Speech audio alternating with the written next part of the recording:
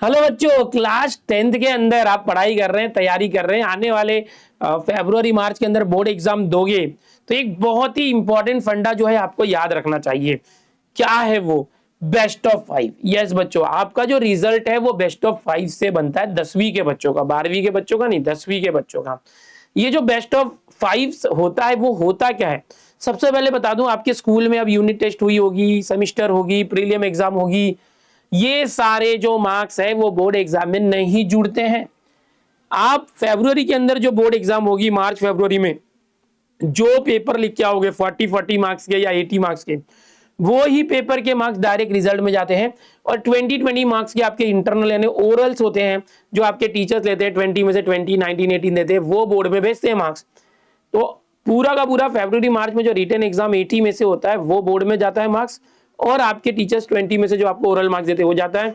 अभी के जो मार्क्स हैं वो सिर्फ आपकी प्रैक्टिस के लिए होते हैं, समझने के लिए कि किसको कितना स्कोर आ रहा है। तो अभी यहां पर एक बहुत इंपॉर्टेंट बात है जिससे आपका परसेंट बढ़ने वाला है रिजल्ट का। कैसे, वो मैं बताता हूं। यहां पर मैं बता दूं आप लोगों के लिए, क्लास 10th के बच्चों के लिए बेस्ट ऑफ 5 से रिजल्ट बनता है। कैसे रिजल्ट बनता है? महाराष्ट्र बोर्ड के अंदर बेस्ट ऑफ 5 से रिजल्ट बनता है। अब ये रिजल्ट कैसे बनता है, बहुत सारे बच्चों को पता भी होगा, किसी को पता होके भी कंफ्यूजन होता है, उसे डर लगता है कि मेरा इंग्लिश का मार्क्स एलिमिनेट हो सकता है या हिंदी का हो सकता है या मराठी कैसे हो सकता है, वो कंफ्यूजन में रहता है, या किसी को पता नहीं भी होगा, तो मैं बताने वाला हूं। चलो आओ देखते हैं Maharashtra state board class 10th के बच्चों का। यस, क्लास 10th 10वीं के जो बच्चे हैं उनके लिए ये सब्जेक्ट मेजरली होते हैं। सबसे पहले इंग्लिश होता है, 80 मार्क का जो रिटर्न होगा फरवरी के अंदर, 20 मार्क्स आपके स्कूल टीचर ओरल के रूप में देंगे। वैसे सेम हिंदी और मराठी का भी 80+20 होता है। मैथ्स के अंदर दो सब्जेक्ट होते हैं, अलजेब्रा ज्योमेट्री 40 मार्क्स के, 80 मार्क्स हो गया, 80 मार्क्स, 20 मार्क्स जो है आपके स्कूल वाले जो है इंटरनल एग्जाम देते हैं ओरल। वैसे ही साइंस में भी होता है, साइंस 1 साइंस 2 40 मार्क्स का अलग अलग दिन एग्जाम होता है, और 20 मार्क्स जो है ओरल प्रैक्टिकल्स आपके होते हैं, 100 मार्क हो गया।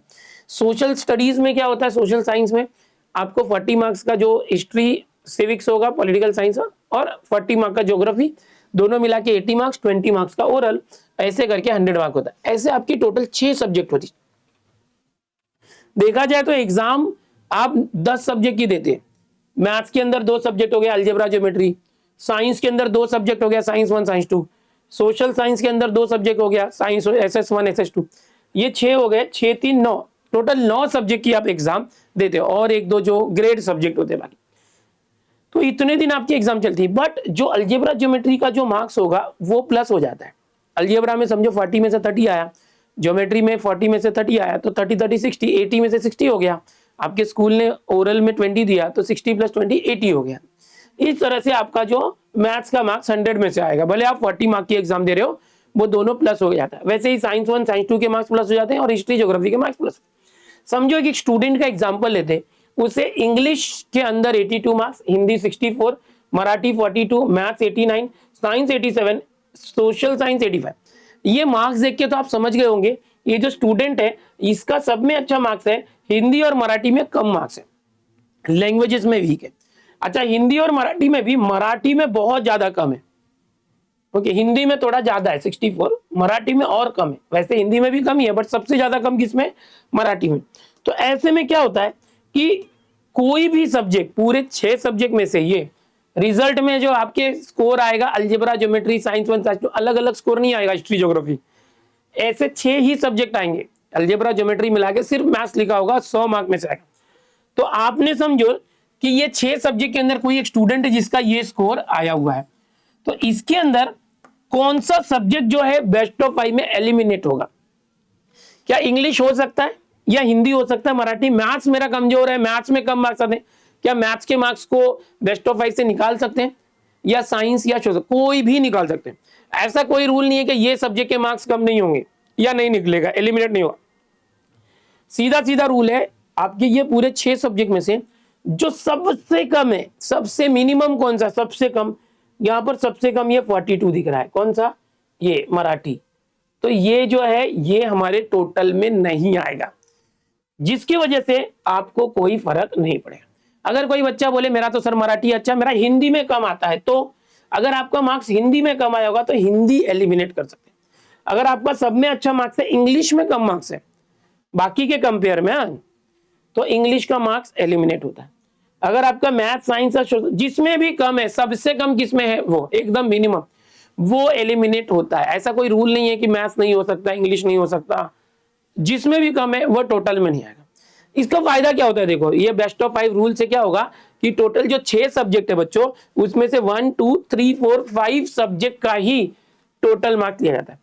अगर ये बेस्ट ऑफ 5 ना होता और आपको पूरे के पूरे ये 6 सब्जेक्ट के जो मार्क्स की टोटल करके परसेंटेज निकाली जाती जैसे पहले होता था, तो क्या होता पता है, अगर मैं ये सबका टोटल करूं तो टोटल आता है 449। कितना आता है, 449। आप टोटल करके देख लो, मैंने पहले ही कर रखा है। और टोटल सब्जेक्ट है 600 मार्क के, तो 600 में से 449 मार्क्स है। परसेंटेज निकालोगे तो आएगा 74.83%। यानी कि अगर आपने ये स्कोर किया, अगर आपका ये स्कोर होता, रिजल्ट पे ये आता, तो आपके रिजल्ट पे ये परसेंटेज लिख के आता, अगर बेस्ट ऑफ 5 ना होता तो।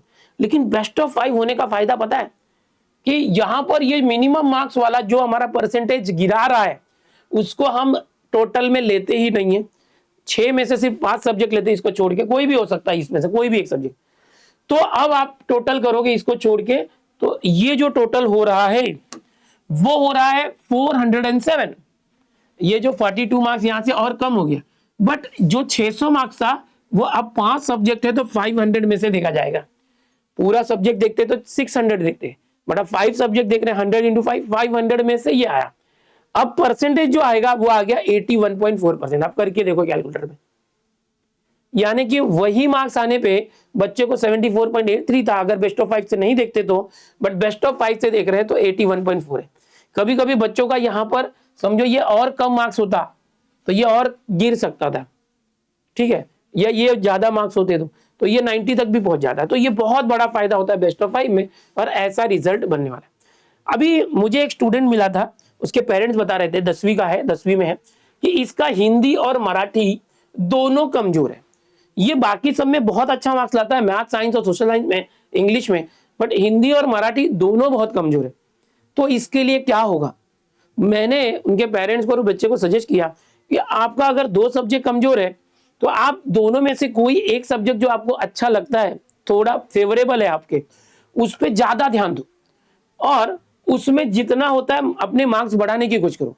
और जो सब्जेक्ट बहुत ज्यादा वीक है आपका, उसमें जस्ट पास होने की कोशिश करो, 35 मार्क्स के ऊपर आना चाहिए, क्योंकि वो मार्क्स मैटर नहीं करेगा। अगर आपका वीक है तो वैसे भी 35 40 45 60 तक जा सकते हो, बट 2 में से अगर आपके 2 सब्जेक्ट वीक है तो कोई एक सब्जेक्ट को और ज्यादा स्ट्रांग करो, एक सब्जेक्ट पे ज्यादा फोकस करो।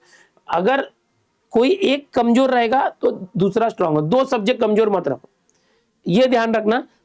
क्योंकि जो एकदम एक सब्जेक्ट ऐसा होगा जिसमें कम मार्क्स आए, वो बेस्ट ऑफ 5 में जुड़ेगा ही नहीं, वो भले कम हो या बहुत कम हो। हाँ, याद रखना ये जो 25 से नीचे नहीं होना चाहिए, 25 के ऊपर होना चाहिए।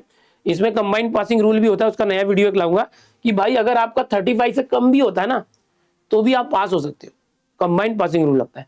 तो वो मेरा एक और वीडियो आएगा, उसमें मैं आपको बताऊंगा। यहाँ पर मैं बेस्ट ऑफ 5 बता रहा हूँ, तो देखा आपने कितना फर्क पड़ता है। तो ये आपके लिए है। तो अगर आपका भी एक से ज्यादा सब्जेक्ट कमजोर है तो आप बाकी सब्जेक्ट पे फोकस करो, जो एकदम हार्ड लगता है आपको सब्जेक्ट, उसमें पास होने की कोशिश करो, क्योंकि वो मार्क्स टोटल में नहीं आता। कैसा लगा ये वीडियो, अच्छी लगी जानकारी? ऐसे और वीडियो चाहिए, चैनल पर बने रहो, चैनल को सब्सक्राइब करो, इस वीडियो को लाइक करो, कमेंट करो आपको क्या क्या जानकारी चाहिए।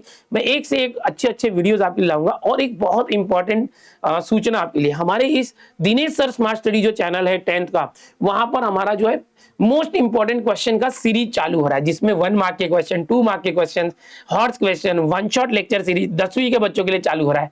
तो है ना मजेदार बात? तो देर किस बात की यार, इस चैनल पर आओ, अपने दोस्तों को भी बताओ, इस वीडियो को शेयर करो अपने सारे दोस्तों में, और इस चैनल पर पढ़ाई चालू करो। फ्री में जो है पढ़ाई होने वाली है दिनेश सर स्मार्ट स्टडी पर।